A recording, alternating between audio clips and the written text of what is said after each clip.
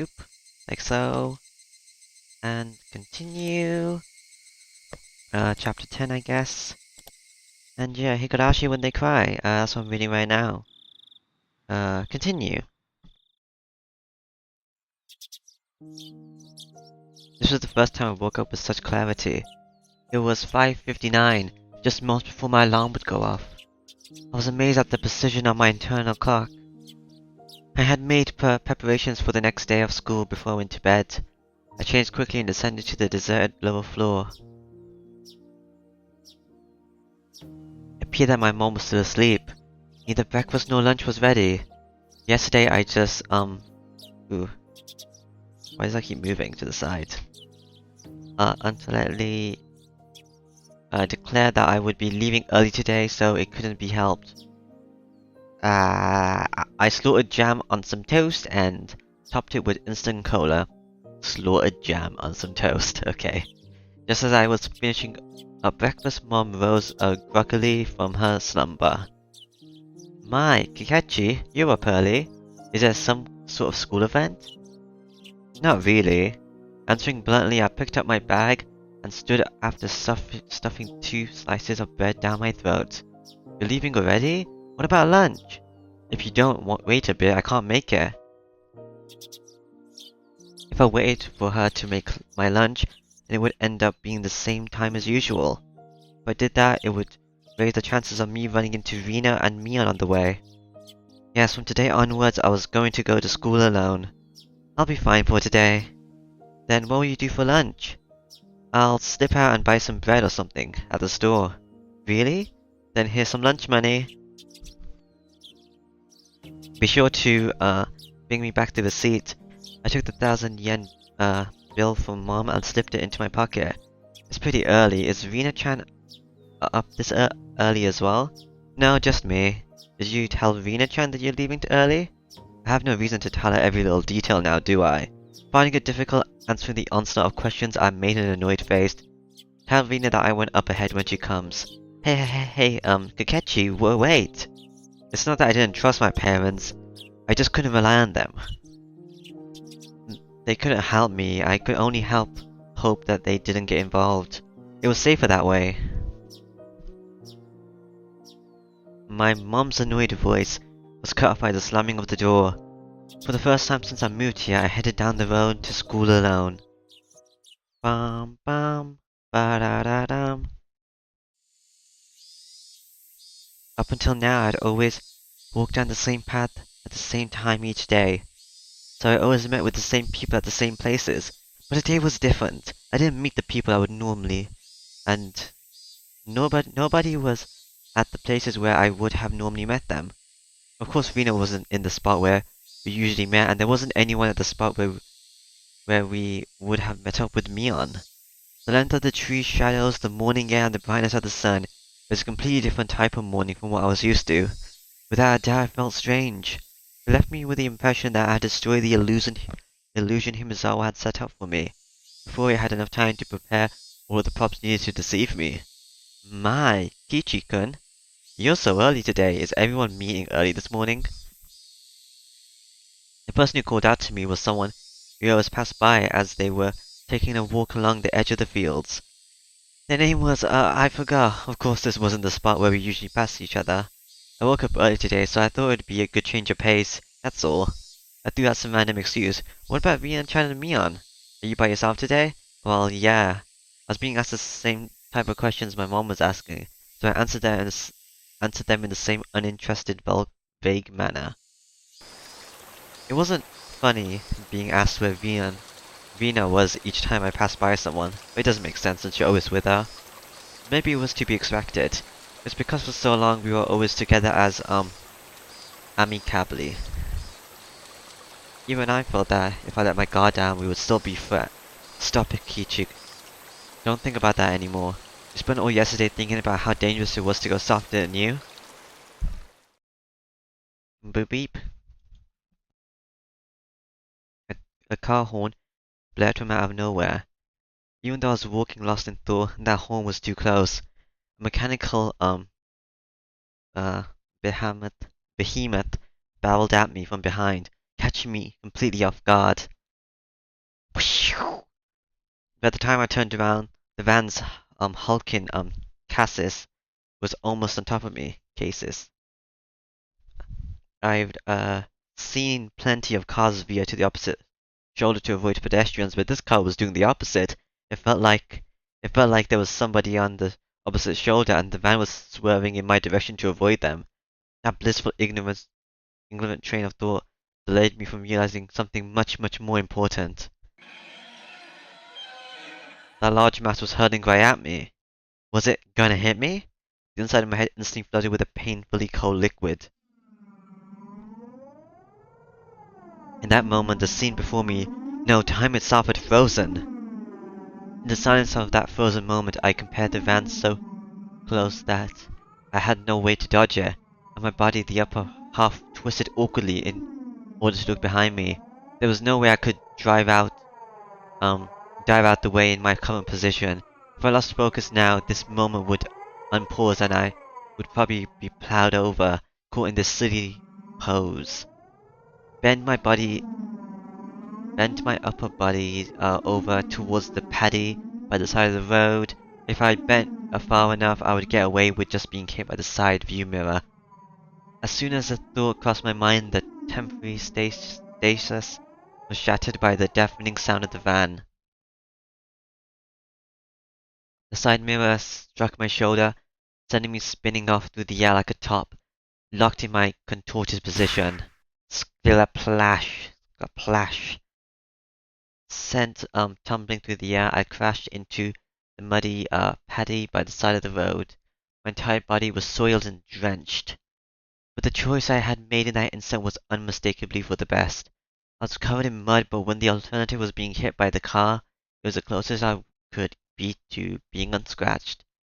Rising out from the paddy, I had enough in me to glare over at the stopped van and yell profanities at the driver. I'm not sure if he was able to see me, but this van sped off suddenly. Wait, damn it! This is what they call a hit and run, wasn't it? I couldn't help but continue yelling out profanities. The disgrace of being covered in mud hurt me more than any physical wounds. I slogged through the muddy paddy and made my way onto the roads. This is a crime, goddammit! Shit! I'll track you down and sue you. If I go looking for a van, I'm sure to find it in this little village. The path I was on had rice paddies on either side, and it had become so narrow that one car could barely fit through.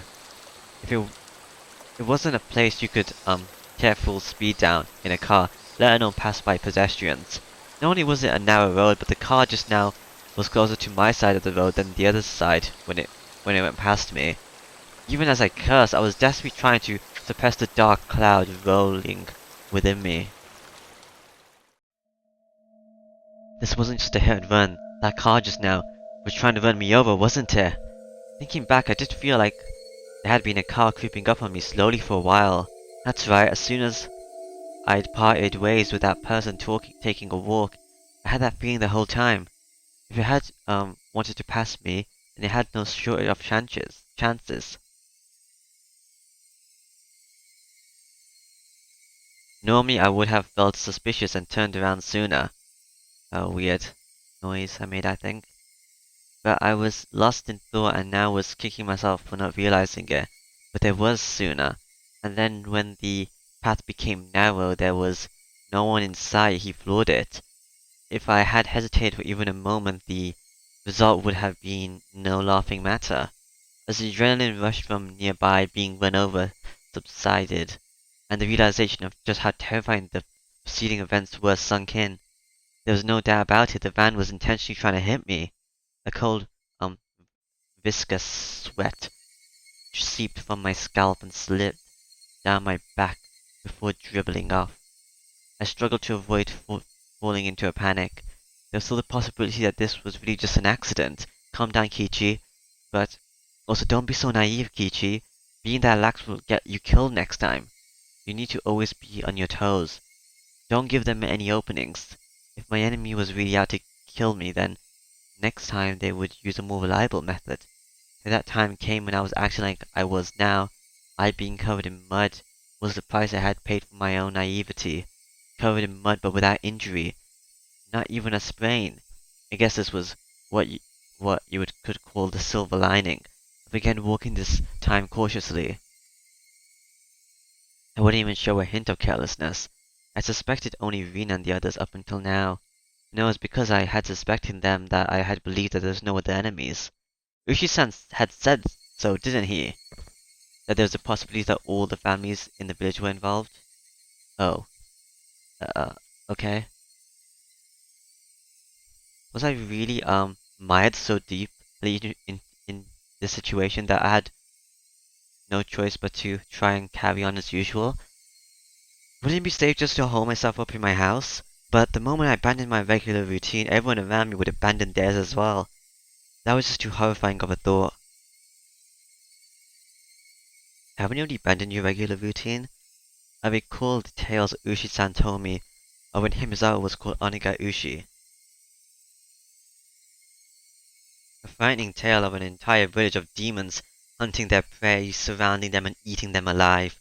One must not interfere with the demons. One must pretend not to see it. The enemies were numerous, all the village families. The villagers, with their unwavering faith in the curse, would do nothing to help me. A strong sudden flash of sunlight made me slightly dizzy. I had no idea what was going on. When I suspected it was the work of man, I would catch a glimpse of Arishida-sama's curse. And when I suspected it was Arishida-sama's curse, someone would poke their head out. What was coincidence? What was intentional? Who was my enemy? Who was just a bystander? No, what I truly wanted to know was, how did I end up with, the proverbial bullseye painted on my back? Eventually an answer in a form I could understand will appear. I don't care when that will happen, because until then I cannot die. That alone fueled my resolve to keep on fighting, and will keep me alive. Okay. I need to move this over here. Maybe that's better. I remember seeing the metal bat in the gym storage shed, but there was a padlock on the door barring my entry. At the very least, I wanted to get my hands on it before everyone else arrived at school. That's a bit close to my mouth too. What about here? I circled around the school grounds impatiently. Is this good for audio though? Yeah, okay. But all I could find were things like pieces of lumber, nothing that I could bring into the classroom easily. Then I had an epiphany. I should search inside the classroom. If it was something in the classroom to begin with, then there wouldn't be a problem. I could tell that everyone's indoor shoes were still in their lockers. Good thing I came early, nobody was here yet. I wondered what could I find in the classroom. I didn't think I could find an especially effective weapon like a bat, but it couldn't be helped at this point. Until the gym storage shed was open, I needed to find a substitute. The lingering hint of naivety whispered that there was no way I'd be attacked at school, but such soft ideas would no longer protect me. To think that they were slowly making their way into parts of my life I had once thought impenetrable. In the worst case, my own house might not be safe anymore. That was an incredibly frightening thought. But I believe that not considering the worst case scenario would have been even more frightening. Anyways, I will survive. So long as I lived, then I will definitely be able to escape the labyrinth of nonsense. Definitely. My exploration of the classroom came to an impasse. That much was to be expected. There was no way that there would be anything that could be a weapon in the classroom. In case of an emergency, there was probably nothing I could do but swing my own chair around. My gaze landed on the locker that had come to be used for personal storage. The locker that Mian used to store her pile of games was among them. There was one for each person in class all lined up. Of course there was one for me as well. Oh yeah, there was supposed to be a tracksuit in my locker. Seeing me covered in mud would be strange. I should go change later, but first I needed a weapon. If one of my classmates came, it would be hard to rummage through all the lockers. I swiftly began opening the lockers one by one. They were mostly just filled with things like gym clothes, personal items, and umbrellas. An umbrella! If I couldn't find anything better, then this would just have to be my weapon. I was about to give up on finding anything decent when I opened a locker that held exactly what I wanted. It was without a doubt a metal bat. It was well worn out, pretty beaten up, but there was no doubt it was usable. In that locker that reeked of mold, there also hung a baseball uniform. It was probably the locker of a student in a Pee-wee League or something like that. If that was the case, then he would probably ask for it back. At that time, I could hear the voice of the children scuffling their way noisily in front of the hallway. Among them, I could make out Rika-chan and Satoko. Good morning! My, you're quite early this morning, Kichi-san. I nonchalantly hit the bat I was holding behind my back. What is with your uniform? You're covered in mud. Yeah, I had a little accident. I'm gonna change now, so cut me some slack. With that said, I began taking off my clothes. The doctor began to blush just as I expected her to. Changing in front of a lady, have you no tact at all?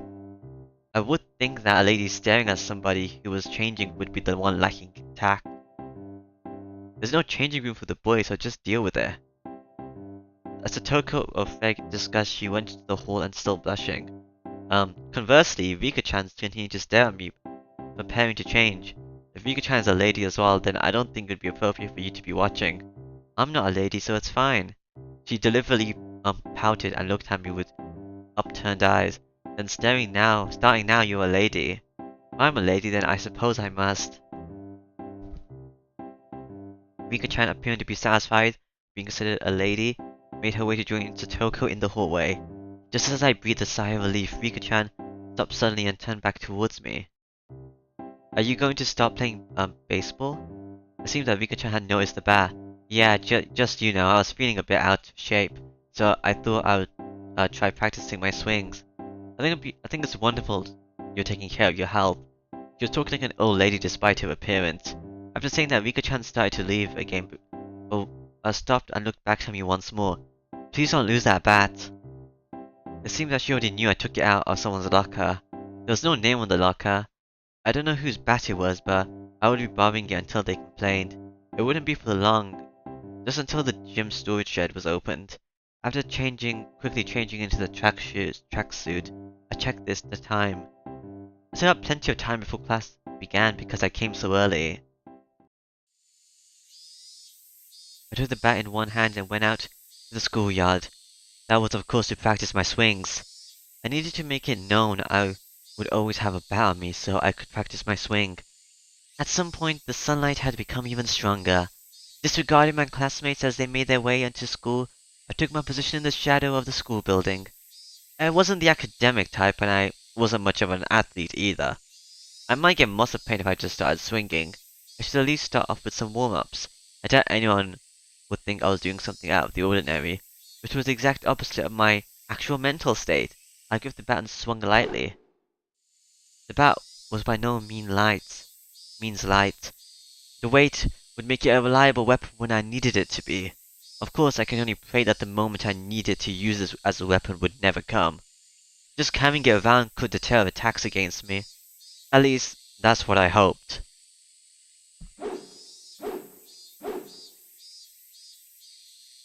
Huh? Ki-chan? What are you doing? Being bombarded with such a hysteric voice, I jumped. Whoa, Kagechi-kun, are you on the baseball team? The baseball team? It was Rina and Mion. I was surprised to hear you went off ahead. What are you doing, Ki-chan? Can't you tell by looking? I'm just practicing my swings for the championship. You can say it's part of my diet if you want. Diet? Ki-chan, are you really that fat? But you didn't know I actually have a beer belly. It's plump and jiggles. Plump and jiggles? Rina, you don't have to imagine something weird like that. To disrupt Rina from imagining something that vulgar, I ruffled her hair messily. Well then, hope you make it to the regionals at least. This old man will cheer you on. Regionally speaking, it seems that Oshimiya High is pretty strong. They say that Southpaw Kamida-kun is amazing. Kamida-kun. Good luck. Seems they have made me out as some sort of local prodigy, but oh well. Well, if I really did make it to the championship, it would be a cinch. After all, I'd be the pitcher and a catcher. I would pitch the ball, then run past that ball I just threw, and change over being the catcher in a burst of incredible explosive speed. I laughed dryly at the ludicrous image. Coming back to my senses, I smashed the bag against the ground. Damn it. What am I laughing at? I pounded the ground over and over. With each impact, the reverberations traveling through the bat stung my hands. If they made me smile like that, I'll... Don't allow anyone to come close to you. Don't trust anyone. No matter how many times I tell myself that. If they make me smile like that, I'll... Nobody knew quite well that there was demons dwelling in my smiling friends, but I just couldn't believe it. Did that kind of split personality really exist? Karina confessed to the doctor. Was I simply being possessed by Orishiro-sama? In other words, does a supernatural being like Orishiro-sama really exist? And was it possessing everyone to try and kill me? Yeah, that would be wonderful. Yeah, it'd be wonderful if everyone tried to kill me. If only everyone were actually my friends all along and everything was all just Orishiro-sama's fault. You damned fool, Ketchimabara, come on now. I yelled out, drawing out all the power from the pit of my stomach, and raising the batter violently into the air. Stop being so soft. As I screamed, with my might, I beat the metal bat into the ground over and over. With every impact, my weakness was being beaten down. Smash! Forget! Why'd I click on it for every single time there's a sound effect? It happened in the last chapter as well. Smash, don't be soft. Like, nothing's coming up if I don't click. Smash, know your enemy. Smash, like hell I would let them kill me. My shoulders heaving up and down from my ragged breathing. I heard the first bell ring just as I calmed down.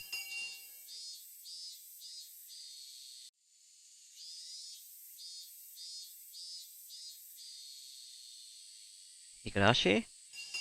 No. I grasped with a sudden realization, gasped. That was the final bell. As I felt all the tension drained from me, I let out a deep breath. My mind was in a muddled state for much of the entire day. I didn't feel like I was awake, but it didn't feel like I was asleep either. I couldn't say it felt especially comfortable, but I felt a kind of relief that the sanc- sanctity of the school part of my daily life had yet to be violated. I didn't say that right. Ah, whatever. How long would I have to keep on living like this? I could only grit my teeth and bear with it as this living hell slowly gnawed at. Ah, I didn't say that one right either. Actually, or did I? Kakechi-kun, come on. It's club time, club time. The sound of Rina's voice brought me back to my senses. Come on, Kakechi-kun, stop spacing out. Kakechi-kun, I think you should, you know, try and get along. Even if you, think they're trying to kill you. I think it'll be better for you. And they're probably less likely to kill you if you, seemingly get along with them. Think your desk, your desk. Everyone was moving their desks together as usual. Like, if you think Orishiro-sama's killing outsiders, acting like an outsider is, probably a bad idea. That's right, it was happy fun club time.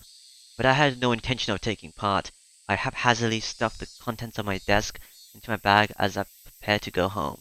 Oh, okay. It was a weak-handed gesture to avoid having to actually say I'll be going home now. Oh, no club again. What's this, Ki-chan? You planning on going home right away? Ian sounded quite disappointed. I'm just not in the mood. Could you just let me be for a while? The tone of the words that spilled from my mouth matched me on the disapproving glare. It felt like the air in the room had dried out. The doctor looked like she was about to say something, but perhaps dissuaded by the mood, she swallowed her words and stayed silent. Nobody said a thing. I took that to mean that I could leave if I wanted, but the collective gaze of the four of them, like the little pins used to mount an insect in a display, held me in place. Rena was the one who cut through the heavy mood. Hikachi-kun, you just didn't like playing with girls, I guess? She said in such a, um, ah, melodical tone that it sent a wave of pain racing through my heart. If the if this pain was going to kill me, I wanted it to be the soft part of me that could still feel pain. I tore at my chest violently, tearing at the pins that had held me in place. That's not it at all. I'd only be hurting myself by saying anything more, so I swallowed my words. Cutting things off there, I turned away and exited the classroom. They didn't speak a word to me as I left.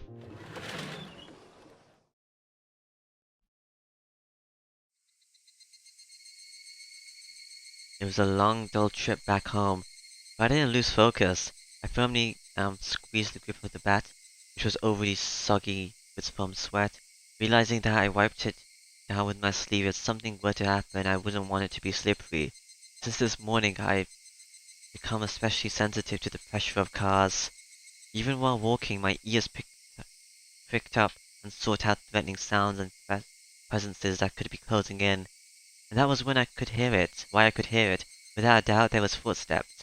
Those footsteps had matched up perfectly with mine for a while now. But what I could sense there was just one person. But I had no intention of being careless. Did they intend to follow me like that car this morning until we were in a good location to assault me?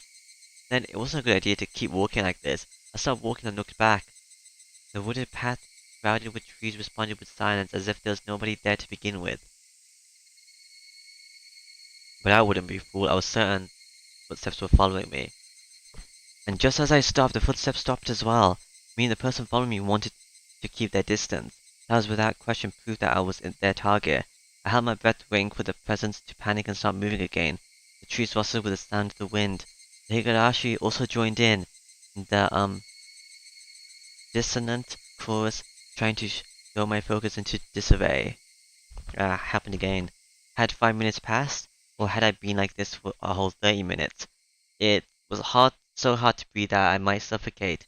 It seemed I would be the first one to panic. Da da da da. Without a doubt, he was lurking in the shade of that tree, bated breath. Then I'd make the first move. I fixed my grip on the bat. I raised it up to my shoulder to be ready to swing at it any time. Hey, I know you're there. With all my might, I screamed at whoever was hiding in the shade of the tree, but the presence in the shade didn't budge. Till the moment I found them, they had no intention of revealing themselves. I know already. I know you're there. I screamed out angrily at them, but even still they didn't move at all. Then I'll go there myself. With all due village vigilance, I approached step by step. Stepping into the tree shadow, saw a human figure there. The figure was curled up like a small animal. Vina? Vina? When she realized I had found her expression softened. She seemed apologetic but wasn't going to speak a word. Oh, hi, Vina. What are you doing? Do you have some business with me? I wouldn't accept that silence and screamed the question at her. And not really, it's just, Rena was in a panic with tears welling up in her eyes, but it was obvious that she had been following me. What about the club? Since you're not, I'm not. That shouldn't matter. Don't mind me and just play. But, I'm just worried about you. Thinking about how I've been acting until now, it wasn't hard to imagine that my behavior could have been perceived as strange. Serena was concerned at a quick glance that that's how it would seem. I wasn't going to let my guard down that easily, even if that really was the case. She wouldn't have to do something like try and tail me. She would have called out to me when I was leaving and gone out with me. Marina didn't do that. She kept her distance from me and matched my walking speed. On top of that, she matched the sound of her footsteps and deviously tried to hide her presence from me. Then after she realized I noticed she was there, she held her breath as she tried to hide from me. She wore a timid expression that would force one to take pity on her, but without a doubt she was tailing me. Stop following me. That hoe. Still glaring at me, I continued walking onwards. After I walked to her, she ignored my command and began walking again, so I yelled at her once more. I told you not to follow me. Eek, but my house is in the same direction. And walk ahead of me, I'll start walking once I can't see you anymore. I moved out of the way and waved my bat violently to urge her forwards. I'd like to go home together with you. Making a pitiful expression, she meekly squeaked out the words in a voice that she knew would cut into my heart. That agitated me to no end. I knew it was a lie. If you wanted to go home, then you should have called out to me. Now you're just blurting out random lies. I'm sorry, I'm sorry. It seems that the seething anger within me was written all over my face. Even without me saying anything, Rena had understood what I had been feeling inside. If you get it, then go. I swung the bat, urging her to walk again. Rena looked back and forth between me and the bat and started walking hesitantly, then stopped again. Go on, then hurry. I'm going, so please stop with the bat. It's scary. Rena guarded herself while pointing at me holding the bat. The minute I realized I wasn't planning on using the bat for baseball, I lowered the bat but still guardedly opened the way for her. Go. There's no problem now, is there? There was nothing else she could protest. She passed by me timidly as to not set me off. As I watched her pass by, she stopped completely after having barely moved at all. Hey, don't stop! Then a powerful gust blew past us, burying my face with dust. The dust got into my eyes and clouded my vision. Covering my eyes with my left hand, I swung blindly with the bat. In my right, protecting the small opening I had presented. Marina didn't even try to attack during that opening. Attack me? No, she didn't budge at all, and she didn't budge an inch. You can tell from the sound of her fluttering skirt in the wind. As her skirt settled, so did the silence. At that moment, the voice inside of me immediately warned me of impending danger. I was caught by surprise. The smell of the air had changed. Without me realizing it, the air around me suddenly felt like a calamity was about to befall me. It was like the air had suddenly become invisible, concrete, like Rena and I were locked in this space. Rena didn't move an inch. Also unable to move, I stared at her back. Rena was the first to break the silence. Instantly, she altered her stance. I felt like I had just witnessed her shift from Rena into that other person who looks like Rena, but the voice was one I knew well, which filled me with a kind of bewildering pity. Carelessly, I felt relief upon hearing that pitiful voice. Uh, um, excuse me, but can I ask you something? Too shy to even turn around, Rena squeezed her voice out desperately as she trembled. What? Why do you have a bat, I wonder? The question Vina asked was by no means unexpected. I carry whatever I want, but you didn't have one up until today. Why so suddenly? It's alright if I decide to do something suddenly, isn't it?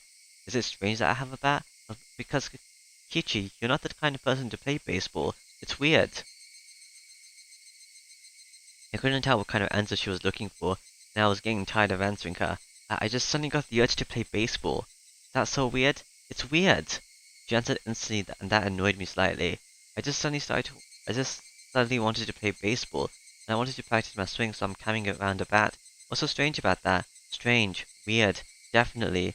Whereas Kichi-kun also. Your ramblings aren't annoying me. Is it that strange for me to have an interest in sports? I tried to sound a bit more threatening to end the conversation, but my suspicions about Rena were cleared, and I had no obligation to answer her questions. I'm sorry, don't get so angry. Rena still didn't turn around and spat out words of apology one after the next. Just one last thing. Tell me one last thing. I don't feel like talking anymore. Hurry up and go. I yelled loudly at her, causing her to flinch like she had been struck. Seeing her in such a pathetic state caused my heart to ache slowly. But even though she was afraid, she stubbornly kept herself from moving. Before I was able to threaten her again, Rena asked her final question. Why is that the same bat too? Why is that bat the same too? Okay. What did she mean by the bat was the same? I had no idea what she was talking about. What are you saying? I mean, why is even the bat the same? I don't understand what you mean at all. Say it clearly. Even so, Rena didn't turn around. After inhaling deeply, she screamed. I mean, why is even the bat the same as Satoshi-kun's? Satoshi being uh-huh? Upon hearing that name out of the blue, I became dumbfounded for a brief moment. By Satoshi, did she mean the student who transferred out last year? No, that couldn't be. Rena tried to cover it up by saying he transferred, but Uchi-san told me quite clearly that he went missing. He was the student who sat at my seat up until last year. He was believed to have been demoted away by Odashida-sama's curse. I didn't know the details about his disappearance. The aunt he lived with was killed the night of the Onikakushi by a drug addict. Not long after that, he suddenly vanished and was now missing. That Satoshi and I were what? My gaze fell to the bat in my hands. Could it be Satoshi Hojo? It was a bit difficult to see, but that was what was written on the white tape at the end of the bat.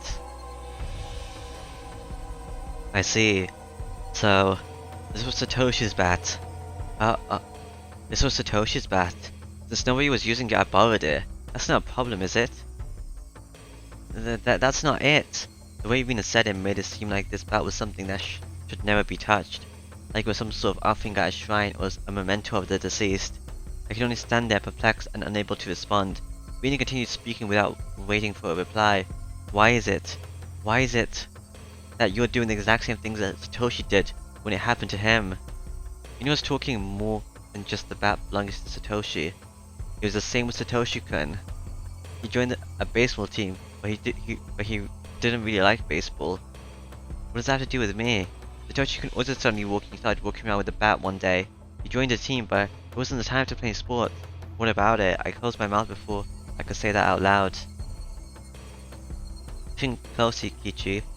Rina's trying to tell us something important. Satoshi-kun also one day came to school all by himself all of a sudden, just like Akechi-kun. Then one day he started practicing his swings, just like Akechi-kun. Then one day he suddenly started carrying the bat around with him, just like Akechi-kun. Just like not Akechi, Kichi-kun, but whatever. Then one day he suddenly and one day he suddenly what?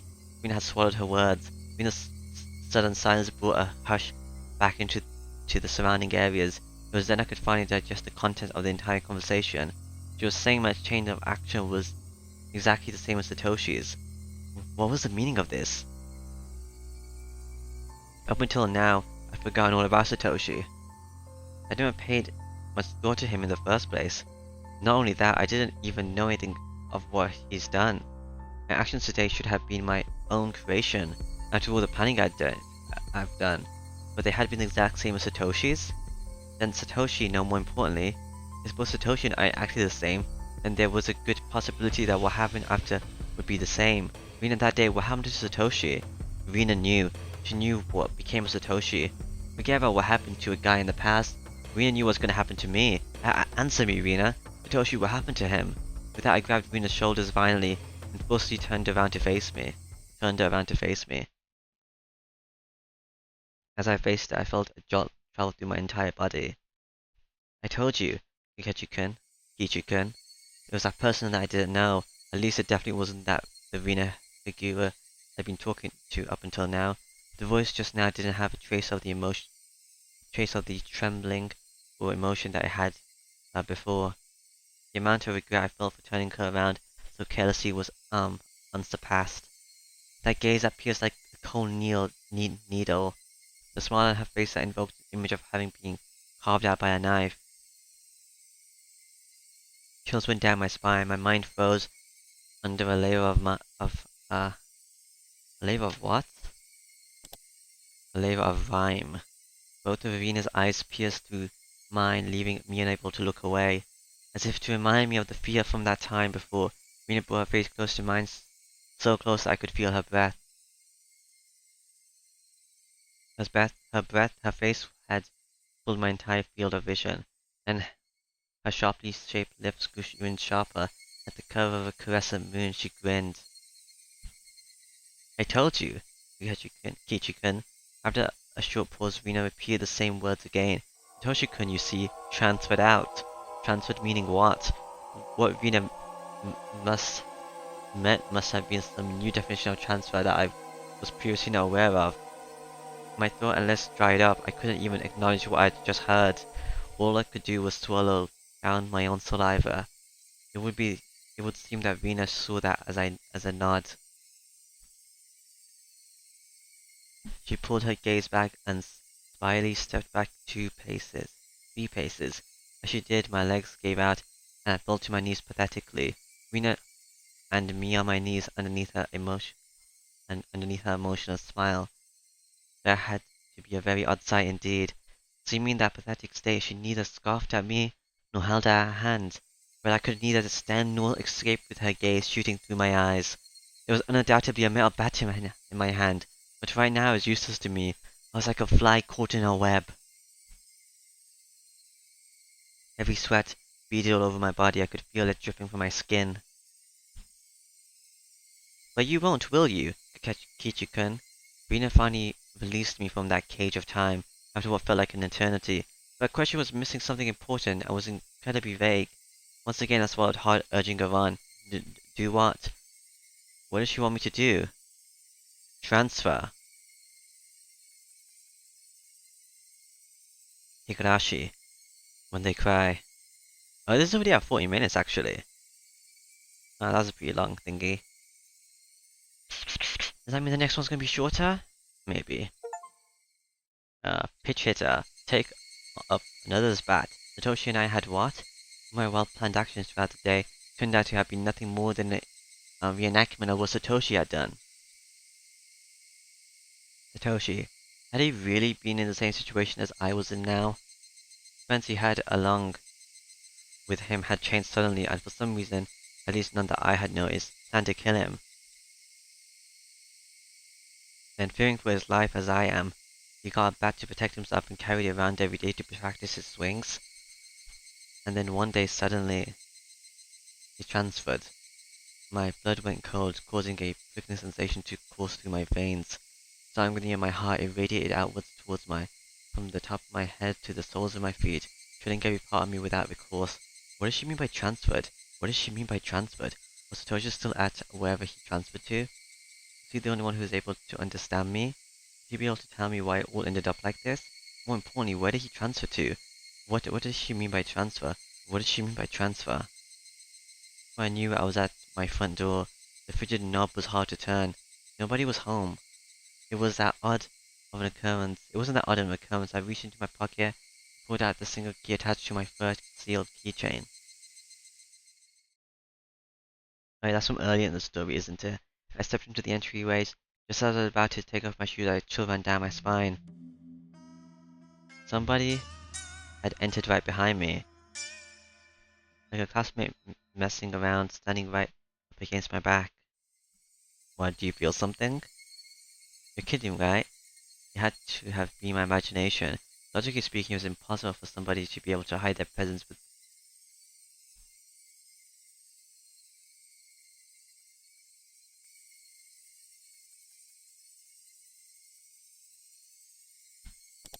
Okay, it's impossible for someone to hide their presence within my personal space all the way through the door. There's undoubtedly someone behind me. Hey now. Hey Kichi, how do you know they're there even though they're behind you? Because I could hear the sound of flowing hair. There's no reason I would hear that sound. I don't know what that sounds like. That was the presence because I could hear the sound of them blinking. Kichi, there's no way you could hear that. It's mostly instinct than anything else. That was warning me of the presence. Common sense was telling me that it was just my imagination. It was just my imagination. There's no one else behind me. I began to erase the mental image of an eerie figure standing behind me. But at the same time, I asked myself if there was nobody, then what was the feeling as an uncomfortable sensation cooled up my spine? Actually, wouldn't it be better if there's nobody there? If there's nobody there, then you turned around, would you be able to accept that? I'd be able to answer all these questions just by looking behind me, but I didn't have the courage to even do that simple task. Alright, I could, try speaking to them. The person behind me, my answer. It was a random thought, I just didn't care how I went about it, I just saw as long as I didn't have to turn around. If I had calmed down and thought about it, I would have known that I wouldn't be able to solve anything. Who is it? I spoke in such a hoarse, broken voice that I couldn't believe it was my own. I could almost feel them contemplating their response. I faltered, there's no way I should be able to do that. Calm down, Kichi, it's all in your head. That time was clear, I heard it. As if hesitantly trying to answer my inquiry, I was certain I could hear the sound of someone inhaling. I heard it. I heard it. I heard it clearly. It was a girl. A young girl, how could you tell by the sound that they inhale, the way they inhale? I didn't know who, but a tiny speck of courage in me, however reckless it was, inspired a primal yet fitting solution to this certain predicament, a scream. All the force in my body released from my lungs and throughout my throat, ceasing all thought process in my head. Suppressing all my thoughts and emotion, I began to collapse like a house of cards, somehow managing to twist my body and look back as I did so. It was definitely there, right there. Somebody was there. Until the moment I turned around, until I brought the area behind me into my field of view, they were definitely there. Falling face first up, my eyes traced the remnants of the presence suspended in the empty space. They couldn't be, they were invisible, they looked like they weren't there, but they were still standing there. As I screamed, all the emotion I was holding back burst free into a violent wave. However, I was decidedly calm as my emotional dam collapsed. The turbulent wave of pent-up emotion was swiftly diverted into a torrent of aggression. That emotion was definitely required to um, extravate myself from the bizarre situation happening right in front of me. In my state of heightened lucidity, I entrusted my body to the fury. The metal bat held firm in my right hand as if drawn there by a magnet. The mid-level sweep would be the hardest attack to dodge. I remember reading something like that from a book about swordsmanship or something. Hurrah! I brandished my will to fight. The after image of an Armageddon of metal flashed as if swung from left to right, beating against the entryway. Rip. The bat slammed into the wall, the tip rebounding violently. Very calmly I transferred the force of the rebound into a sweep to the left. Ah, that's a high-pitched thing. The door of the shoe cupboard was split into pieces. Those two swings swift through the empty space, but they seemed to have a great psychological impact on the enemy. I could feel the panic emanating from that space. The attack wasn't the only thing required. I extracted the bat from the cupboard it was embedded into, and screamed as I spun my entire body around in a large arc. Wah! My scream shook the air, imbuing my ferocious swing with even more destructive power. Okay, freak. Without mercy of resistance, my violent strike with certain fatal force behind it shattered the top of the cupboard. None of my attacks struck the enemy, but my ferocity had certainly seemed to impact them. Breathing heavily, my entire body soaked in sweat. The invisible enemy there, when not there, dispersed.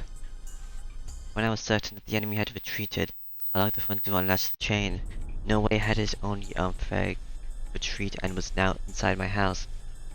Over again I channeled my anger, aggression and searched the house for the presence, but it was gone. I succeeded in fending it off. At that moment the tension drained from my body and I let out a sigh of deep relief. All the emotion I'd been holding back chaotically merged and it began to flood out. A hodgepodge of fear, accomplishment and disbelief all mixed and began to flow through my body. Unable to deal with each individual emotion, I beat them back with the strongest exhaustion. Even in that moment, I remained composed. After checking all the doors throughout the house were locked, I went up to my room on the second floor and closed the curtains. I straightened my back and tilted my head back a little. After clearing my mind all of my idle thoughts, I managed to calm down even more. What was at the front door? There was definitely something there. Thinking about it, maybe it was just an apparition I dreamt up in my confused state, but I really didn't think that was the case. Calm down, Kichimabara. Compose yourself, but no matter how calmly I thought about it, what had just happened wasn't a figment of my imagination. It was obviously a supernatural phenomenon, and without doubt something was behind me. It was some sort of illusion I saw amidst my confusion and disorientation. Proof? I had just one piece. When I asked who is it, they inhaled as if they were about to answer. That sound has clearly reached my ears. The situation I was in now was still unclear. Either I'd been possessed by the supernatural phenomenon known as Odishida-sama's curse, or this was a ruse by the village who believed in it and were imitating it. Either way, their motives were unclear. The roundabout way it had been done was still a mystery. If it was perpetrated by humans, that would mean admitting that it was Rina and the rest of them doing it, but it would be solvable. Odishida, Ushi, and the rest of the police would surely arrest my enemy. But if it was a manifestation of Odishida-sama's curse, I wondered what would happen. Ushi was very clearly declared that curses didn't exist.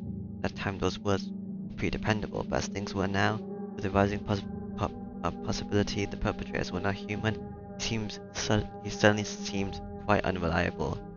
I told Uchi that this was the work of Orishida-sama's curse. What would happen? I couldn't imagine his reaction, but it would go without question that a void would expand rapidly between myself and Uchi-san. With me having so few allies to begin with, and not being able to confidently declare whether or not this was a curse or not, there was no merit to doing so.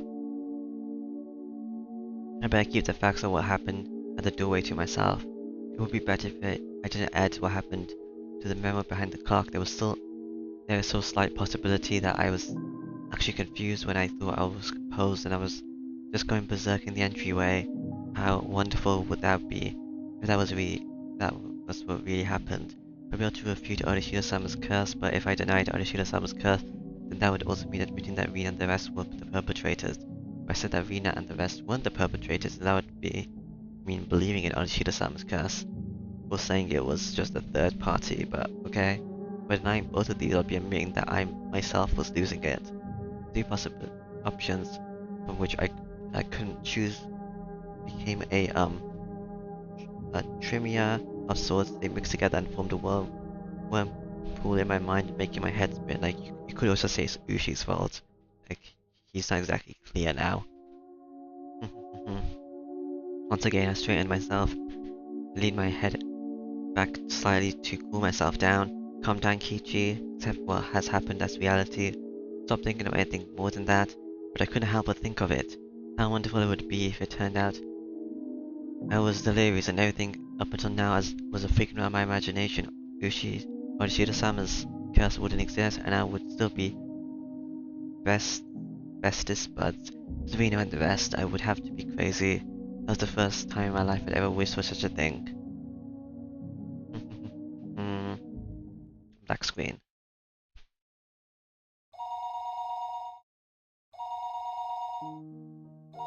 The phone rang noisily downstairs. Da da da da da da.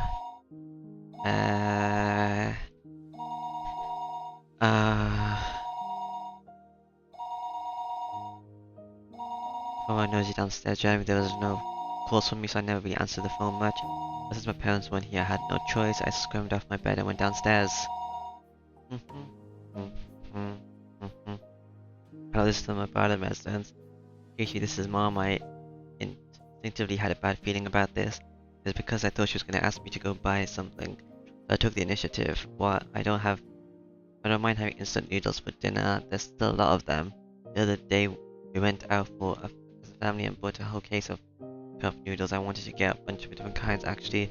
They have a few since the individual packs were expensive, so instead I got a whole case of the mega sized pork bone and ginger flavored ones I liked. Okay.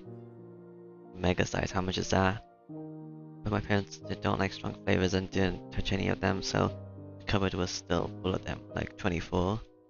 So you see, there really isn't a need to go shopping, right? Ichi, I'm not asking you to go shopping, both Mommy and Daddy had to go to Tokyo right now because of work, huh? Right now? This was really abrupt. Now we're already here. We left this afternoon. It's quite a distance to Tokyo from Himizawa. Gunning it full speed on the highway would still take 6 hours. Ty has a license, but since he doesn't like the highway, they likely took the train. It would have taken longer. I'm thinking you might understand since you heard us speaking last night, but it has to do with Daddy's contract right now. Things aren't going so smoothly. As you mentioned it, I do remember them talking about the prospect about his job prospects weren't looking so good. Daddy is really sensitive about things like this, so if we leave things as they are, it will affect his work. Part of my father's particularly fragile artistic personality, his emotions change as easily as the fall sky. You could also just say he's couldn't take criticism, but something like that can be done over the phone. Ichi, this is your father's job, so can you support him a bit, please? Anyway, it's just faster to talk in person, so there wouldn't be any misunderstandings. As a son, there was nothing more I could say once they started talking about work, so we'll be back tomorrow night, Kichi. Will you be fine on your own? It's not like I'm gonna die or anything. Kichi, you shouldn't talk so loudly about dying. There's something troubling you, just talk to us. I believe Mommy will be able to help you. Yesterday I did bring up if I died rather abruptly, so I suppose they were slightly worried. But really I was more depressed by the fact that nothing would really be solved by talking to them. If I didn't plan on dying, at least not while I knew nothing, I would not allow it. I won't die, I won't. I'll survive even if I have to gnaw off my own leg. Yeah, see you then. Tomorrow morning make sure to wake up and eat your breakfast. I don't forget to take a bath and brush your teeth. Yeah, see you. The call ended just like that. Sometimes my parents went off to Tokyo for business meetings, but Tokyo was far away. They normally did things by phone. The times they did go were normally planned out in advance, never happened suddenly. You can say that these circumstances didn't feel strange or rather unnatural. Anyway, I only needed to recognize the reality of the situation. That tonight I was the only one in the house. That when my parents came back from work, I'd be gone missing, vanished. Looking back on the series of events of the previous 5 years involving Onishida-sama's curse, it wouldn't seem that strange at all.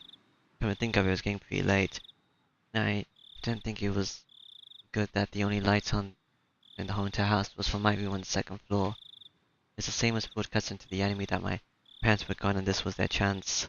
First I ran to the living room, flicked on the lights and turned on the TV to a reassuring volume.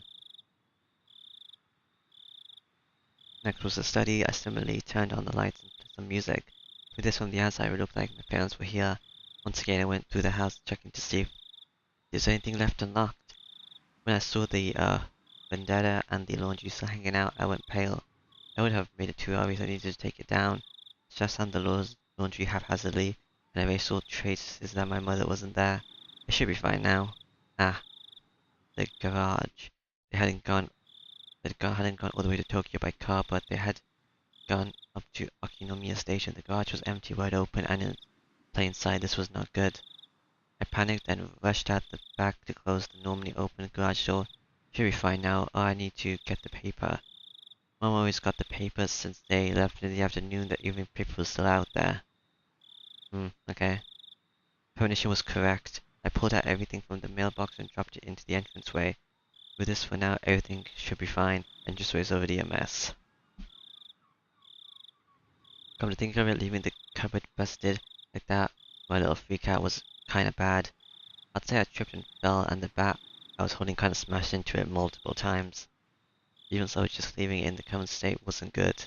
I should clean it up a little before Mom got back and scolded me. I remember that there was a broom and dust pan in the closet. I was about to get them. The phone rang once again.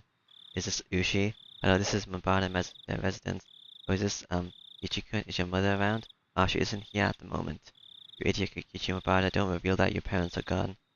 You can follow up, calm, and take care of it. I think she'll be back soon. That wasn't a good response either. And they might say they'll call again or to tell her when she comes back. Then that's fine. It wasn't anything important. Well then, sorry for the bother. The scenario I feared didn't play out, inciting a sigh of relief. That call was unfortunate in more than one ways. How so? I had to deal with more telephone calls coming in from my parents tonight. I was somehow able to deal with the phone call just now, but I couldn't continue to rely on such poor improvisation. I needed to make up a good story to explain that my parents were home, but couldn't answer the phone at the moment. They were making tempura and couldn't step away right now. That wasn't good enough. They were sick and went to bed because they weren't feeling well. Was that gonna be safe enough? I was thinking about on my way back to my room when the phone rang once again. It was like they were calling because I knew I was gonna lie. I didn't want to pick up, but I knew I had to. I suspect my parents weren't here. I should have just taken the phone off the hook under the pretense that I didn't realize that it was. But since the phone rang, I had to pick it up. I prepared myself and lifted up the receiver. Hello. I stopped announcing this was the Mabara residence. I had no reason to be kind to someone I didn't know the identity of, but unlike my uncouth voice, the person on the other side sounded goofy and light-hearted. Hello, my apologies for calling so late. This is Ushi from Akinomiya Bookstore. Ushi-san? Is that you, Mabara-san? Good evening. Good to hear you are doing well. Wait just a moment, please. Papa...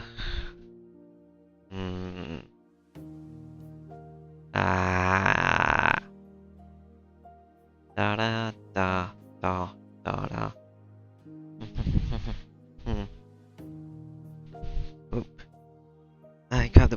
headset and rushed up to my room. Cool. Do da da da da ba da da da da da ba da. It was the same no matter where I was, since there was no one else home. If I wanted to be in a spot, I just felt a bit safer when speaking on the phone with Ushi-san. Sorry for the wait. How are things? Anything changed since then? Since then, when exactly? There was something about the bazaar. Was he talking about rubbed me the wrong way? The bazaar we was talking. Last time I talked to Uchi was 2 days ago. The day I stayed home from school, I met Uchi-san on the way from the hospital and we headed to town, lunch, and had a talk. After that, Rina and Mion came to check up on me. Whenever I spoke to Uchi-san, they always knew about it. It was like that since the first time I met him. Today's phone call may well be found out by them as well. Hello, can you hear me, Bada-san? Huh? Oh, sorry. What did you say? Asked if anything's changed since last time. There wasn't an answer, so I got a bit worried. Not really. The words stopped in my throat. There was lots of stuff that happened. All of it baffling, but should I talk about it? I didn't understand any of it, but I should try asking. About what? Like, what's he gonna know exactly? If I didn't ask now, I may never have another chance. Oh, 'cause you're gonna die? Yeah, probably. This night, when my parents weren't home, I had no guarantees I would make it through the night safely after all. Well, Yushi-san, it seems that somebody's after me. Well, yeah. Really? It could just be a coincidence, but that day I missed school when I was sick. The two of them came to check up on me. Which two? Rina and Mion. They started asking about how I had lunch with you. What next? They left me some mochi when they came to visit, but there was a needle inside. But fortunately, somehow I didn't swallow it. I wonder, could that have just been a threat? Rather needle. It was just one of those common sewing needles you can see all the time. There was a hole in the thread string through it. Not that, but on the needle itself. That's evidence. It could be used as proof that they threatened you. Where is that needle? That's right, that's it. I dropped the receiver and rushed downstairs. When I tossed the mochi, I had overlooked it out of terror, but the needle was a valuable piece of evidence. Probably got cleaned away. I had certainly thrown the mochi and the needle at the wall together. If it was there, then it would be on the living room wall. Why would it be there? But my prudent mother had cleaned that living room wall. There was no trace of the mochi left on it. Could it be that it dropped in the gaps between the wall and the carpet? I frantically searched by rubbing my palm along the carpet, but nothing turned up. I tried moving around the sofa and desk, pulling up the carpet and then flapping it around, but I couldn't find the needle. Did my mom clean up everything without noticing it? It was just 2 days ago. I didn't know what day they collected the burnable trash, but it may still be in the trash bin in the kitchen. Maybe. I rushed into the kitchen, opened up the lid of the pail, and poured out the contents. Well, you're making a big mess now, aren't you? Plus the entryway, now this. But even at a glance I could tell that it would be incredibly difficult to find the needle in this pile of trash. I was looking for a needle in a trash stack. Yeah, I guess. Haystack. No, I'll try running my hand through it. It was a bit gross, but I was looking for a needle. Not a little trick I'll be able to find it.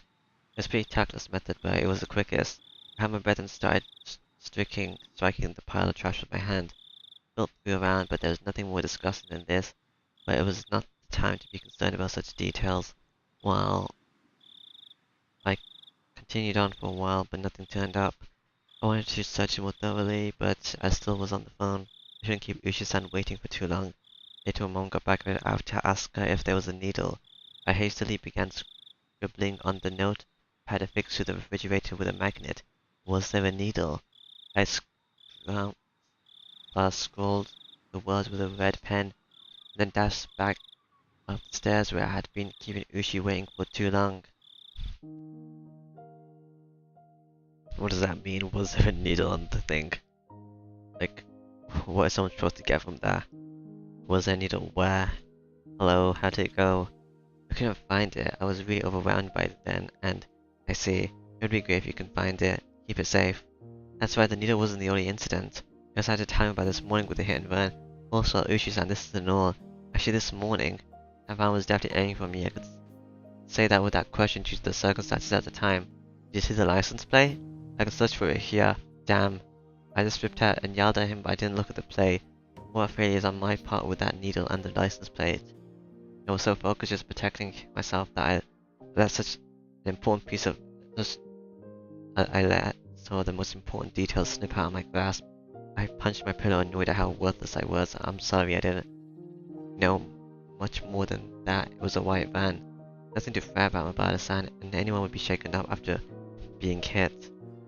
I guess all of this really isn't a coincidence, is it? Ishi-san started to hem and haw over on the other end. I could imagine him folding his arms. Also, Rina was acting strange. How so? Rina said on the way home today, asking why being so much like Satoshi could. And I could say it with confidence. That Rina knew what happened to Satoshi. She knew that there was more to it than him just simply disappearing.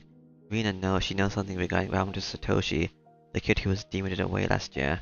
What would that be exactly? Rina said I was the same as Satoshi. She said something to the effect that the way things are going, I'll end up with the same fate as Satoshi. Fate, you say? Exactly what kind of fate does she say before you? Transferring out, she said. Transferring out? Rina said Satoshi transferred out. So given how things were going with me, I'll transfer out too. Yoshi-san let out a stern sigh and then grumbled loudly. Bada-san, that was probably some sort of threat. Or maybe some sort of warning. I thought so too. At that point I started to think, would it be imprudent to sum up everything that had happened up until now as the machinations of some human perpetrator? Other than the theory of it being Rina and the others, I was left with Orishida-sama's curse actually existing as the only explanation.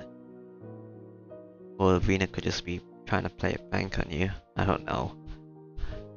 Of course I couldn't tell that to Orishida-sama, Ushi-san, except Rina's strange behavior could be proof of either scenarios. Whether it was Orishida-sama's curse being real or everything being part of a conspiracy committed by all the villagers. Rina was involved. Rina had to know something. Rina was suspicious. What exactly was Rina? I don't know, a person? I couldn't help but think she was somehow involved with a prior string of mysterious deaths. Oh, that's going a bit far now. I seem to recall that Ushi-san had admitted that he had dug into Rina's past a little.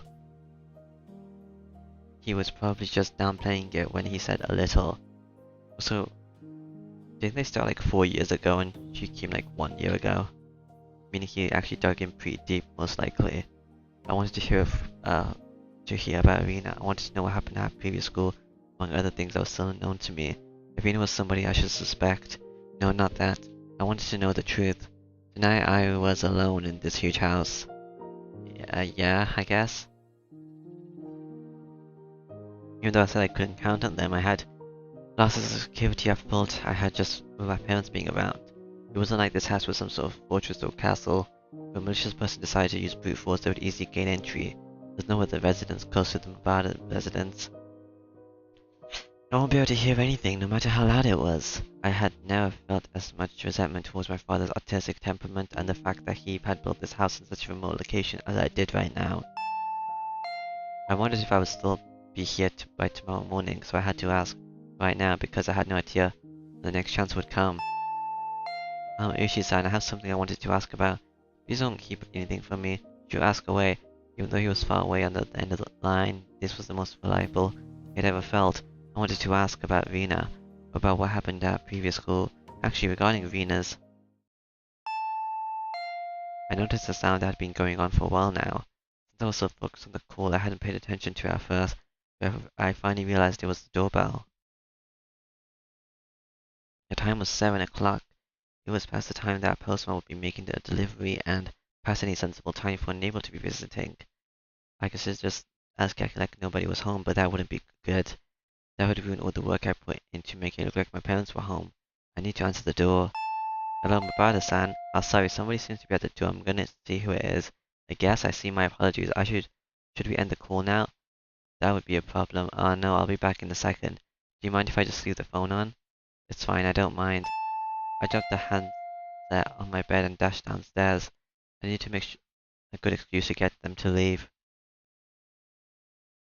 I had a hunch it was a lady who called just before Ushi-san did, in which case it would be the one of the neighbors who's friends with my mom. I'll just say my mom isn't feeling well and went to bed early. That would be the easiest option. It would be hard for her to ask me to wake my mom up if she's not feeling well. The bell continued to ring at regular intervals. If someone didn't answer after you rang that bell, so much you would normally give up and go home, wouldn't you?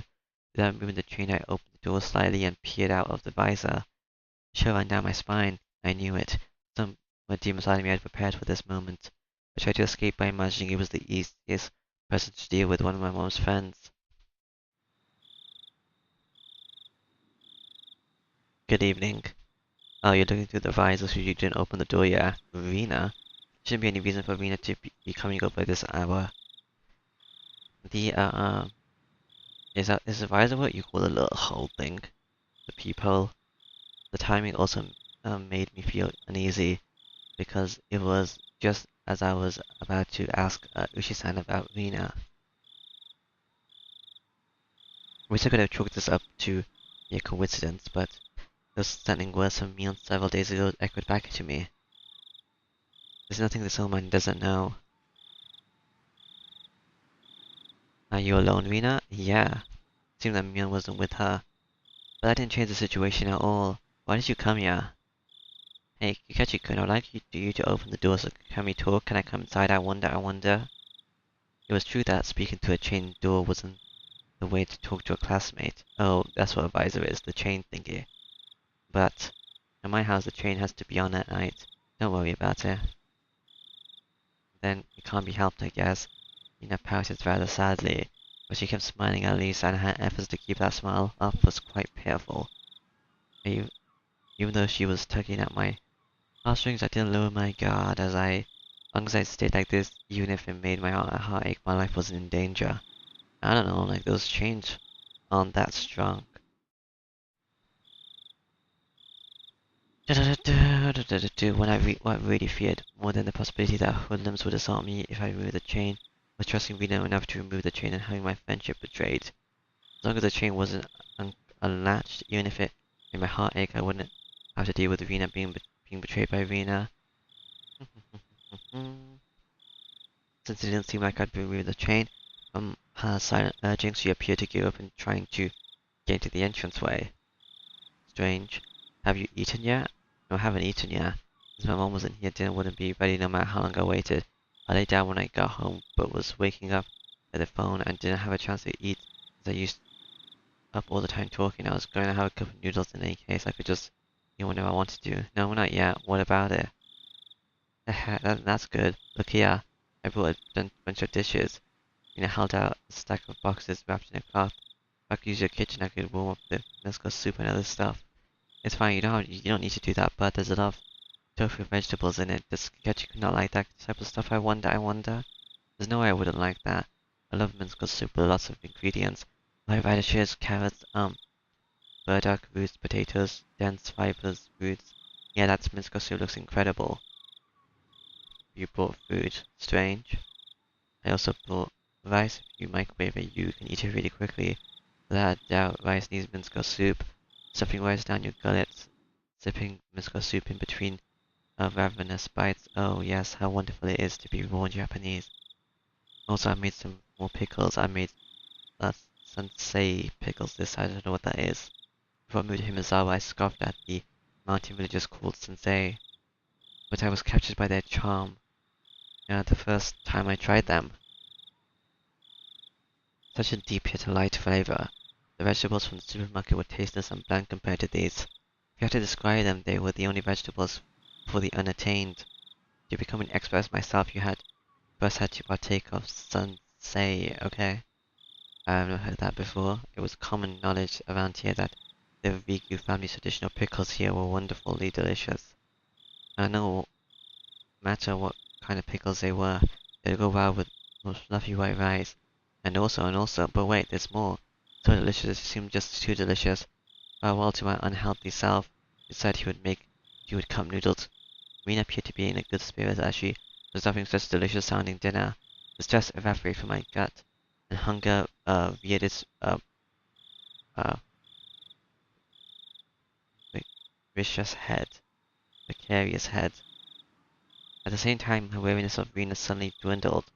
Rena did say she was alone and shouldn't be following her inside, but the possibility that it was that was poison still hasn't been ruled out.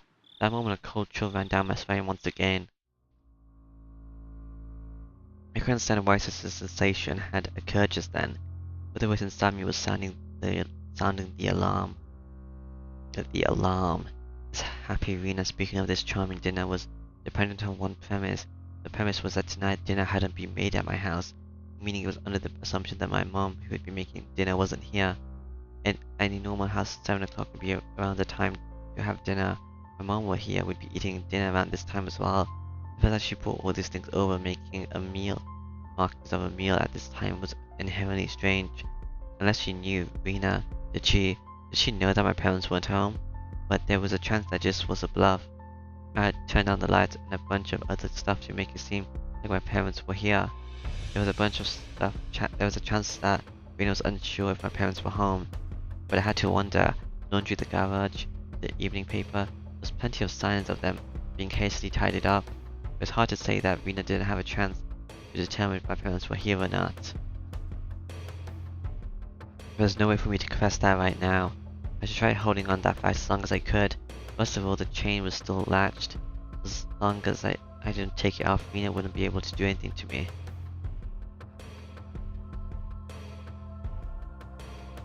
I'm quite grateful, but dinner will be ready pretty soon. Huh? Is that so? Is that so? I know you went through the effort and everything, but well, I'm able to think of a good way to refuse my words trailed off weakly. But some of this could work as side dishes, I think. I'm sorry, we have more than enough already. My mom already made quite a few side dishes, so... Huh? You have side dishes? With a smile that bordered on a cringe, I dodged her questions apologetically. But the feeling I tried to ignore began creeping up on my back again. I spoke as if my mom was sitting down dinner right now, but it didn't mesh well with what Rena was saying. Rena's talking as if she was aware of some obvious facts, and as I was aware of it as well. The Kichi-kun can cook. What did you make, I wonder? No, well, it's not that Rena had assumed out of nowhere that I was the one who made the dishes. No. Not so much that I'd made them, but rather my mom hadn't. Did you really make them? Side dishes? It wasn't me who made them, my mom did. She's making them now. Right now. So you see, I'm sorry, but I can't eat what you brought. Rena felt silent for a moment. At that moment, I felt that the light had suddenly disappeared from her eyes. However, I tried guessing what Kichikun's dinner will be. It doesn't matter what I'm gonna eat. Let's see. The conversation might appear natural at first. That's where Rena was firmly in control. I felt like I was being interrogated.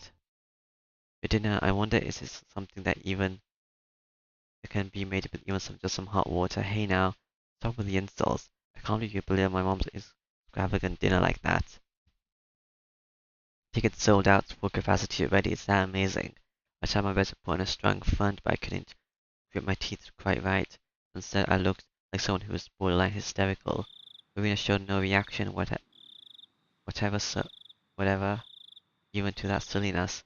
Because she couldn't. Did your mother really leave you dinner? No, you see, she didn't leave me dinner. She's making it right now. It's almost time for dinner. Rena had that assertion of mine that my mother was home and making dinner right now. I was completely ignoring it. I can tell the more panicked the cooler Rena became. Hey, Kakashi-kun. At that moment, an uncomfortable chill crept in from the gap in the doorway. Is your mom home? I wonder. I couldn't keep up with this charade anymore. Rena, she knew full well that my parents weren't home, but I've come too far to admit that now. I knew my parents were here and we would be having dinner soon. That was the situation I had concocted, so I answered. I told her that she was here. She's here, of course. I could feel the humidity drying out from the surrounding air. Rena's eyes becoming more and more frigid, piercing with their yellowed glare. Why? What do you mean? I tried acting casual, but that facade was torn off me the instant I looked into Rena's eyes. That look informed me of Rena's response faster than she could open her mouth. Why are you lying to me? I wonder. I'm not lying. That's a lie, isn't it? It's not a lie. Lies. Da da da da da da. Rena's outburst sent a jolt swimming through my body. Rena and I were separated by what few inches, that slightly ajar but still a chained door could afford. But despite that, I was still being cornered. My house, which I considered as a safe haven until now, become much more like a dark alley where nobody could save me. Shall I guess your dinner's to catch you? Let's see. I knew that Rena had already known that my parents would not be home tonight, but it was still strange that she had come to this. And if she knew that my parents weren't home, there's no way she'd be able to guess what I'd be eating tonight. Marina said she would guess. How could she guess it? How could she know it was instant? Cup noodles. That's it, right? I was gonna eat. Well, that's kind of obvious, with the cooking replica of a man who can't do housework is nothing but cup noodles. After all, looking at this statistically is the most probable answer. That didn't mean she was guessing it. I don't think you'd be able, before just cup noodles, I think having rice and stuff will hit the spot. Calm down, Kakashi Mabata. That was just a coincidence. Rina was just reading certain time tells of mine, but the fact that she was inferring what I was thinking alarmed me. It wasn't as if she was actually reading my mind. If it was being read, then she was a demon. No, not a demon. Things like that. They couldn't possibly exist. Do you like them? Do you mean noodles? No. Blank. Rina indicated that the point my answer was addressing was wrong. Rebecca was so sure that I momentarily didn't understand the words Rena had spoken. Sorry, Rena, what did you say just now? Huh? About what? Just now you asked me if there was something I liked, didn't you? It wasn't long, but I regretted how carelessly I'd pushed forward with that question. It was such a simple answer. That was why I wasn't able to comprehend it. Ba-ba-da-ba-ba-ba-ba-ba. Oh, this is the one you said you had, didn't you? Pork bone and ginger flavor. Okay. I wonder how I appeared in the moment. My mind went blank until I went complete blank until I was able to recover. As my field of vision began to distort, slowly swirling in a counterclockwise direction, I lost all sense of balance. Why do you know that? I didn't even deny it. That was the type of frenzied state I was in. How could Rena even know this? Not even caring, I smashed my head against the door, and I fixated my gaze on Rena, but she didn't even flinch when she saw me do it. I suddenly did buy them. I bought a bunch at once. I bought a whole case. How could you know that? Why, I wonder? Quite strange, isn't it? How could you dodge the question at a time like this? The chain and the door suddenly were no longer protecting me. How do you know? Why do you know? Answer me. You bought them at 7th Market, didn't you? A shiver ran down my spine. I tried covering it with my angry facade. Like I said, why do you know that? I was behind you, following you the whole time. What are you saying? I couldn't understand why she was saying to me following me the whole time. That's because Rena was right behind. Ikeji comes back the whole time. So this is Arishiro-sama. Does that mean that accesses the whole entire village? Or was it actually Rena? I don't know. Like that night. That night I was absorbed in my phone conversation with Orishi-san. I didn't even sense her being there. Standing behind the door behind me, standing there just like that. When Kichi was picking out the noodles, I was watching the whole time. You picked out so many different flavors, didn't you? And your mom got angry. You were gonna pick the most expensive, then you should just pick one type, she said. Then Kichi can pick out that big box of pork bone and ginger flavor that he loves so much, didn't he? I like it too. Pork bone noodles, but I can never eat a whole big bowl myself. My brain was paralyzed, dulling my senses. It might have been a defense mechanism to diminish the fear I was feeling to non-traumatizing levels. The fear being diminished, the fog enveloping my mind was quickly cleared away. Then I could understand what Rena was saying and started to put meaning behind her words. Even though my fear hasn't completely subsided, it was like I was standing at the edge of a cliff, eyes closed so I didn't have to look down, but it didn't actually solve the problem. The basic problems. I slowly took a step backwards. As I withdrew, Rena advanced. So Kakashi-kun, can you open this? So we can eat dinner together? I'm sure it's gonna be delicious, so okay? Rena's pale, stale fingers squirmed through the cracks in my door one at a time, as if they had a mind of their own, rattling the chain. If she'd unlatched the chain from the door, a feeling of terror would have exploded within me. Rena didn't do that. She was simply imploring me to remove the chain. She was doing her hardest to light the fuse to the powder keg in my heart, trying again and again, clatter, clatter, but it didn't light. It didn't light. Open up. Kakashi-kun? Kichi-kun. Please go away, I beg you, please go away. I can say something so mean, I wonder. Please go away, go away, go away. The powder keg inside of me finally went off. no smoldering, it just exploded. I tackled the door. Force through the door had knocked Rena momentarily off balance. I couldn't hesitate here. I grabbed onto the doorknob with both hands, planted my feet firmly, and pulled with all my might. With that slamming sound, I saw that it didn't happen. I could feel a tiny disturbance, a bit of resistance keeping the door from closing, and the source was Rena's fingers, each of her fingers wriggling and squirming around like the tendrils of a carnivorous plant through the cracks in the doorway. It hurts, Kichi, it hurts. Ugh. It wasn't a harsh shriek, but more of a yelp. She was trying to keep back. Go away, go away, go away, go away. I kept on pulling the door with all my might. I didn't even realize that if I didn't loosen my pull on the door at least momentarily, Rena wouldn't be able to pull her fingers out, and that was why the door wasn't closing. It really hurts, Kakechi-kun. I'm sorry, I was just messing around too much. Ugh. I didn't even care one bit about her apology. No matter how much she apologized, it didn't change. I know what she had done until now. It didn't change anything. It hurts, it hurts. I'm sorry, I'm sorry. I'm sorry. Go away, go away, go away. Rena couldn't leave even if she wanted to because I trapped her fingers. Rena's white fingers had become deep red and were no longer squirming. I'm sorry, I'm sorry, I'm sorry, I'm sorry. Go away, go away, go away, go away. Go away, go away, I'm sorry, I'm sorry, I'm sorry, I'm sorry, I'm sorry, I'm sorry, I'm sorry. Rena's apologies were occasionally twisted with pain, but like a broken record she intends on repeating it over and over. This is like the beginning of the chapter when Kichi was like, oh, if someone's apologizing that much, you should just forgive them. Go away, go away, go away, go away, stop it, stop it, stop it. I pulled on the door even harder. Finally, Rena's fingers were somehow able to slip out of their imprisonment in the doorway. The moment that happened, the door closed soundly, and I could hear the thud of Rena falling on her butt on the other side out of the door immediately. It made a loud clunk, and voicing my rejection to Rena. I'm sorry, I'm sorry, I'm sorry, I'm sorry, I'm sorry, I'm sorry. Kakechi-kun, I'm sorry. Open up, Kakechi-kun. Rena leaned up against the door, apologizing profusely and nothing else. After confirming that I was sufficiently sealed off from her, I trudged away from the entryway. On the other side, I could hear Rena echoing her apology. I'm sorry, I'm sorry.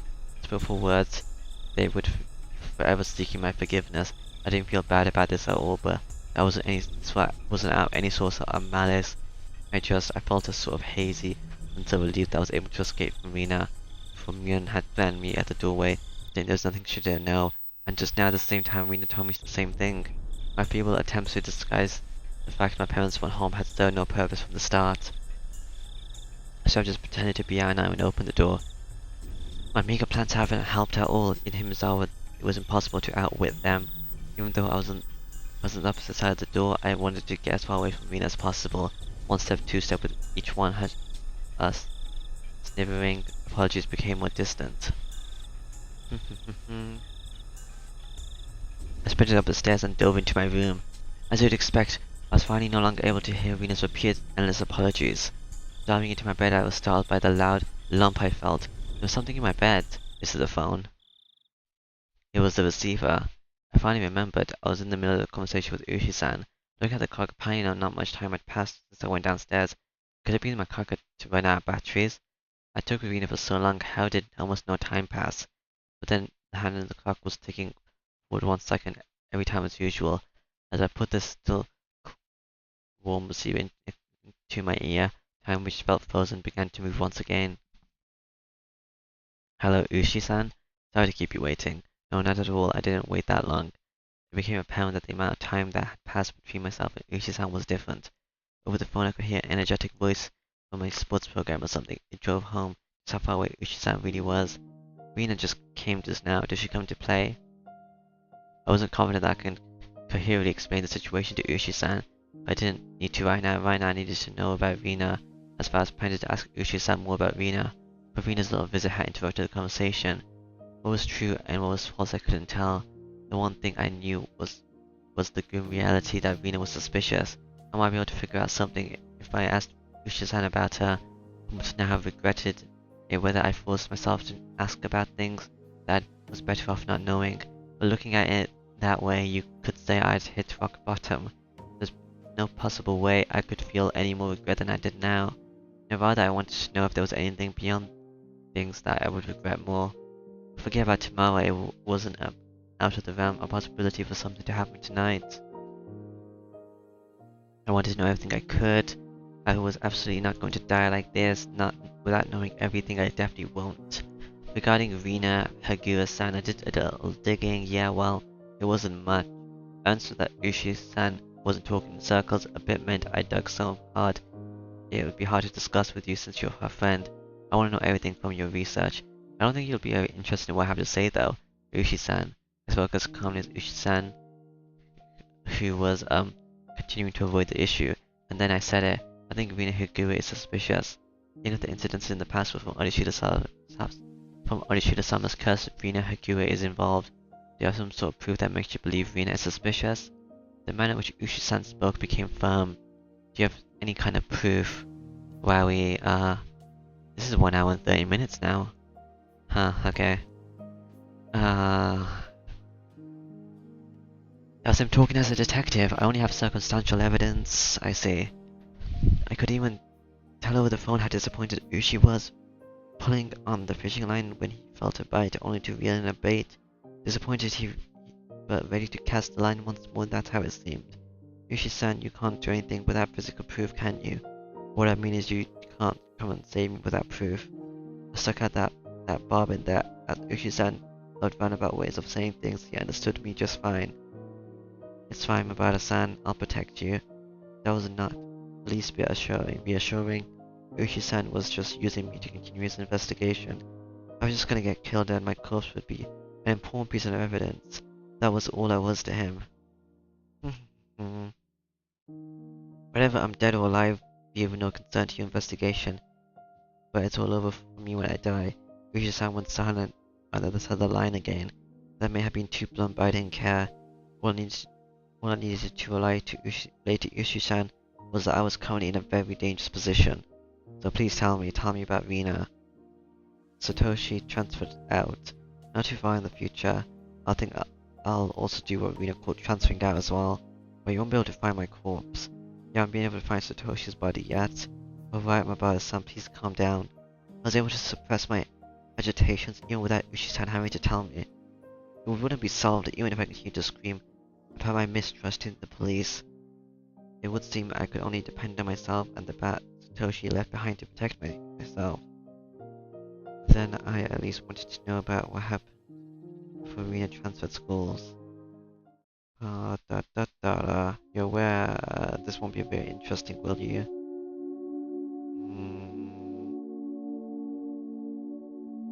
Ushi realizing my resolve wouldn't be swayed, finally caved. Right now, to me, there's nothing that I'll find uninteresting. Please, there are a few things I need you to agree to. Okay? Please keep this confidential. Also, part of this may be speculation. Not all of it may be true. Are you still interested? It might not be true. I don't understand what you mean. This isn't one main investigation for the mysterious. There isn't one main investigation for the mysterious chain of deaths in Himizawa. Each one is treated as its own individual case. Thus, Rina Higurashi has no real link to any of the investigations. Basically, you see, this isn't an investigation of Rina done by the police, and it's a personal inquiry that you're telling me. This will make things a lot quicker since you understand. All of it is either from phone calls or meetings and interviews, so they aren't corroborated. I'm asking you to take this all with a grain of salt is what I mean. Do we have an agreement? See, there's a gain over here. Why are we trusting Ushi, anyway? Is there any evidence that he's even a policeman? All of it is just from what you heard. It's my apologies, it's all my personal investigation, you see. That thing before you said you saw Venus chart, didn't you? I'm sure I heard you say that. Ushi then paused for a moment at the other end of the line. I told you that too, ha ha ha. Please pretend you didn't hear about that. I didn't care about Ushi-san having certain obligations and responsibilities. Also didn't care if there was no proof. Even if there were just rumors, there's no smoke without fire after all. Please tell me, Ushi-san. Understood. Ushi-san finally opened those tight lips of his. Strange. Seemed Rina in Himizawa a long time ago. She had moved to Higurashi preference as she finished elementary school. Then following that, right after transferring, the unfortunate incident with the breaking of the school windows happened. Then Rina confided the doctor it was Arashida-sama. This was all he knew. There isn't much difference between what I know and what you know, Mabara-san. And what about the part you investigated further? I didn't need to ask. It was the incident that happened just after she transferred. The incident Rina was responsible for and what she divulged to the doctor afterwards, correct? Yes. After you learned about that, you started suspecting Rina and the others, didn't you? Yes, I suspect them. So they're the ones after all. Oh no, that's not what I mean by suspect them. Yoshi-san was the type of person to say things with confidence, but these particular words were less than reassuring. And who did you suspect that it was? Orishida-sama. Huh? The Orishida-sama's curse really exists? Yeah, right, ha ha ha ha.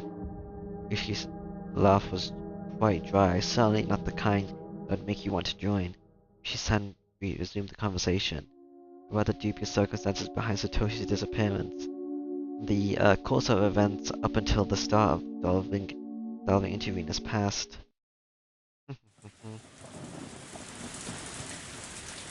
Just then there was thunder in the distance and a heavy rain started pouring down. It came without warning, rain so heavy it felt like it could beat you down. I just left the window of my room open a crack to let the heat out. The violent wind danced into my room, making curtains flap wildly. What is it? Oh, nothing. It just started raining heavily. Sorry, please continue. I got up, whilst on the phone, and closed the window. I said at the beginning it was an incident, but neither the school nor the victims filed charges. The police were never involved. You see, those involved were very reluctant to talk. Regardless of those being the victims who had one eye and some body that was permanently damaged, it could be the school, possibly some individuals who made arrangements to keep this from going public. Also, the psychologist was very strict about their professional ethics. Hello? Bada-san, can you hear me? There was a figure, a person standing by the light. He had the mailbox this whole time. Even in the, tyrannical,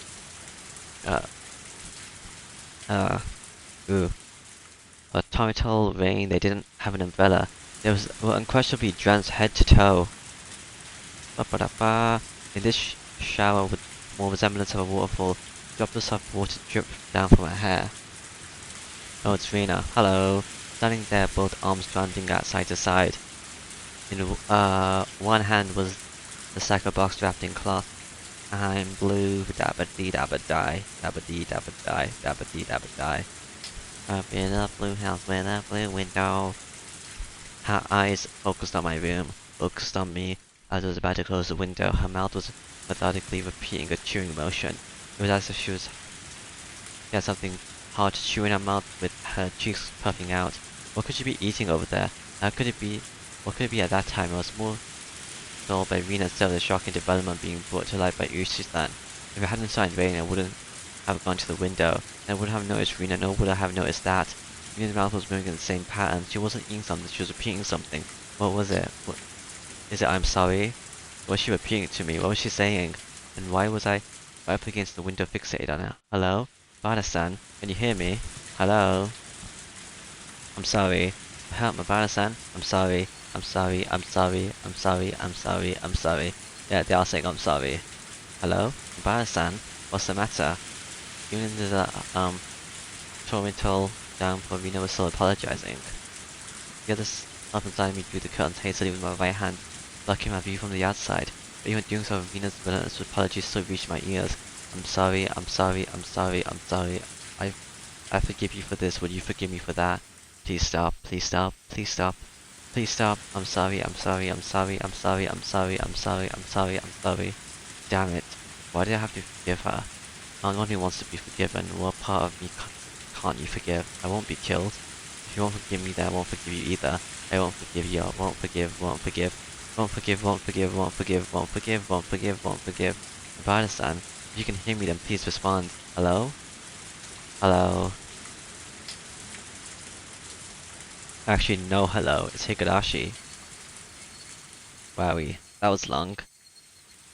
That was an hour 30. Jeez. Actually, hour 40. I wasn't expecting that. Cool. few tips. Veins of apologies, falling on deaf ears. No. I don't want to read that at the moment. This is long enough already. I'll do that next chapter. Yeah, that's it for this time, so bye bye.